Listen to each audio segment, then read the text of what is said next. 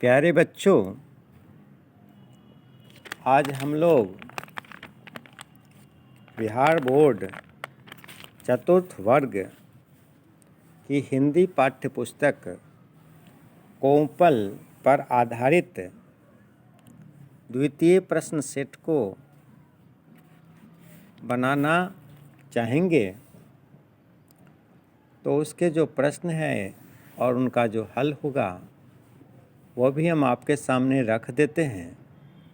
इसका आप अभ्यास करेंगे, बार बार वीडियो ऑडियो जो भी बन रहा है उसको आप सुनेंगे तो सुनने से आपको याद भी हो जाएगी और आप लिखने का भी प्रयास करेंगे। तो द्वितीय सेट का जो पहला प्रश्न है कि 4 मित्र कहानी में हिरन की खोज में कौन गया था। तो 4 मित्र कहानी में हिरन की खोज में कौआ गया था। दूसरा प्रश्न है खाज का क्या अर्थ होता है। तो खाज का अर्थ खुजली होता है। और तीसरा प्रश्न है यदि रात में बादल न हो किंतु दिन में बादल की छाया हो तो संभावना है कि क्या होगी। तो संभावना किस चीज़ की से? तो संभावना है कि वर्षा नहीं होगी। चाचा का पत्र के चाचा कौन है? चाचा का पत्र के चाचा जवाहरलाल नेहरू हैं। भारतीय बच्चों की ओर से जापान के बच्चों के लिए जो जानवर भेजा गया था वह कौन सा जानवर था? तो वह जानवर हाथी था।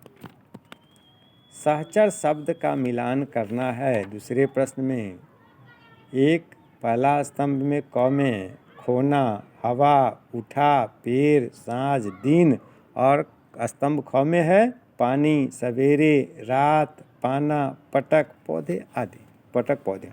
तो स्तंभ क और ख को मिलाएंगे तो उसका सही खोना का क्या होगा?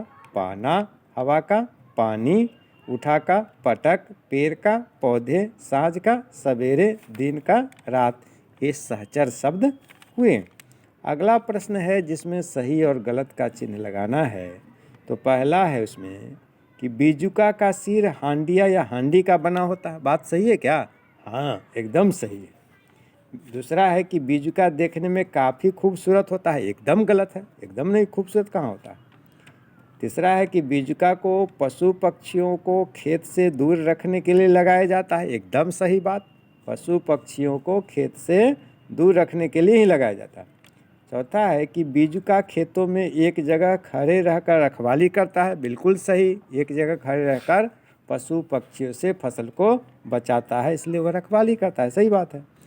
और अगला है कि बीजुका खेतों में लगे फसलों को खाते रहता है। एकदम गलत बात, बीजुका खेतों में लगे फसलों को खाते रहता है, गलत बात है, यह गलत है। अगला प्रश्न है कि कौशिक कौन था। तो उत्तर कि कौशिक एक विषैला सांप था। सुबह कैसे लोगों को अच्छी लगती है? तो सुबह इसलिए लोगों को अच्छी लगती है क्योंकि सूरज का प्रकाश फैल चुका होता है। अगला प्रश्न है कि हमें थॉमस एडिसन को बार बार धन्यवाद क्यों देना चाहिए। हमें थॉमस एडिसन को बार बार धन्यवाद क्यों देना चाहिए? तो एडिसन की बुद्धि का कमाल है कि आज रात भी दिन जैसा प्रकाशित रहता है, इसलिए ऐसे महान आविष्कारक के हम कृतज्ञ हैं। उन्होंने ही इस बल्ब के आविष्कार पर सर्वप्रथम चिंतन किया तथा प्रकाश युग की परिकल्पना को साकार किया। इसलिए हम सबों को उनके इस प्रयास की प्रशंसा करनी चाहिए एवं बार बार धन्यवाद देना चाहिए। अगला प्रश्न है कि ऋचा एक साहसी लड़की थी, कैसे? ऋचा एक साहसी लड़की थी, कैसे? तो ऋचा वैशाली जिले के परहेरी बेलसर प्रखंड के बिदौलिया गांव की एक लड़की है जो गांव के स्कूल में 6ठी कक्षा में पढ़ती है। उसकी बहन का नाम शिखा है। दोनों बहनें स्कूल जा रही थी। सड़क पूरी तरह कीचड़ से भरी हुई थी। शिखा पैर धोने के क्रम में फिसलकर गड्ढे में चली गई। उसने बचाओ बचाओ की आवाज़ लगाई। अपनी बहन को ऊब डूब करते देख ऋचा ने एक पौधे को पकड़ा और दूसरे हाथ में एक रस्सी लेकर शिखा की तरफ बढ़ा दिया। शिखा ने रस्सी पकड़ ली और ऋचा ने उसे गड्ढे से बाहर खींच लिया। इस घटना के बाद ऋचा की साहस एवं बहादुरी की चर्चा सब ओर होने लगी।